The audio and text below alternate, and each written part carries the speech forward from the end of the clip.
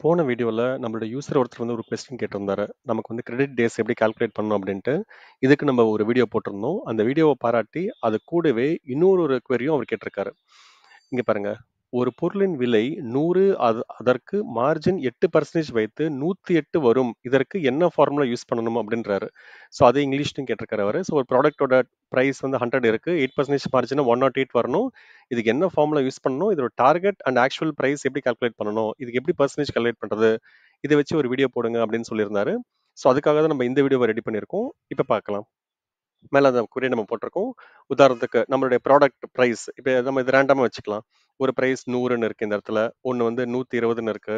ஒன்னு 140ன்னு இருக்கு. ஒன்னு 200 இருக்குன்னு வச்சுப்போமா? அண்ட் நம்மளுடைய மார்ஜின் என்னன்னு கேட்கிறாரு. இங்க ஒரு 8% சொல்றாரு. நம்ம ஃபர்ஸ்ட் இது வந்து அவர் சொன்ன மாதிரி 8 வச்சுக்கலாம். செகண்ட் வந்து ஒரு 9% வச்சுப்போம். தேர்டு ஒரு 12% வச்சுப்போம். ஃபோர்த்து ஒரு 14% வச்சுப்போம். ஓகேங்களா? இப்ப இந்த 100ல இருந்து 8% எப்படி கால்குலேட் பண்றது? அதுதான் மார்ஜின் அமௌண்ட். ரொம்ப சிம்பிள் ஃபார்முலா ஈக்குவல் டு போடுங்க. இந்த செல்லை ரெஃபர் பண்ணுங்க. ப்ராடக்ட் பிரைஸ் ரெஃபர் பண்ணிட்டு மல்டிப்ளை பை ஸ்டார் சிம்பிள் தான் மல்டிப்ளை பை இந்த 8% இருக்குல்ல இது அப்படியே என்டர் அடிங்க. அவ்வளவுதான். அப்ப 100ல 8% 8ன்னு வந்துருச்சா? இதை அப்படியே டபுள் கிளிக் பண்ணுங்க.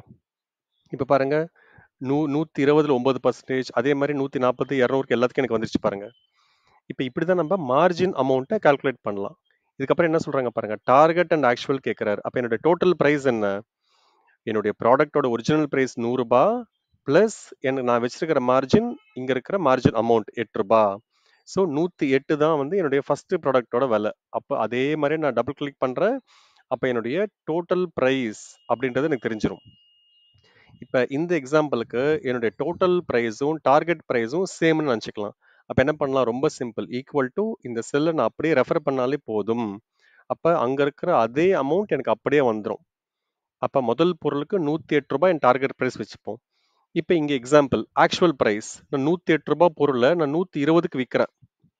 ரெண்டாவது 130.8 நான் வந்து ஒரு 125க்கு விற்கிறேன்னு வச்சுப்போம். 156 ரூபாய் பொருளோட விலை, நான் அதை 180 ரூபாய்க்கு விற்கிறேன்.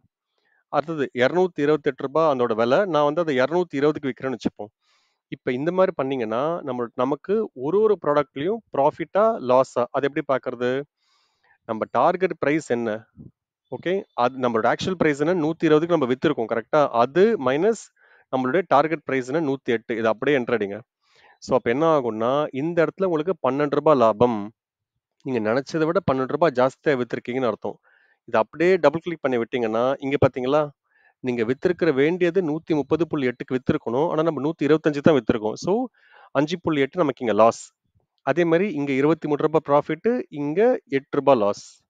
ஸோ இது எல்லாத்தையும் ஆட் பண்ணீங்க அப்படின்னா இந்த இடத்துல போயிட்டு ஆல்ட் ஈக்குவல் டுன்னு போட்டீங்கன்னா உங்களுக்கு ஓவராலா ப்ராஃபிட்டா லாஸா அப்படின்றது தெரிஞ்சிடும்.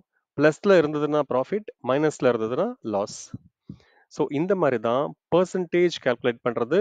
அதே மாதிரி பர்சன்டேஜ் அமௌண்ட் எப்படி எடுக்கிறது, எப்படி ஆட் பண்றது, டார்கெட் பிரைஸ் எப்படி, ஆக்சுவல் பிரைஸ் எப்படி, ஃபைனலி அது வந்து ப்ராஃபிட்டா லாஸா நமக்கு அப்படின்றத நம்ம வந்து யூஸ் பண்ணிக்கலாம். எக்ஸல்ல பல செல் இருக்கு. அதனால நீங்க டீட்டெயிலா போட்டு பண்ணீங்கன்னா உங்களுக்கு ரொம்ப கிளியரா புரியும். தேங்க்யூ.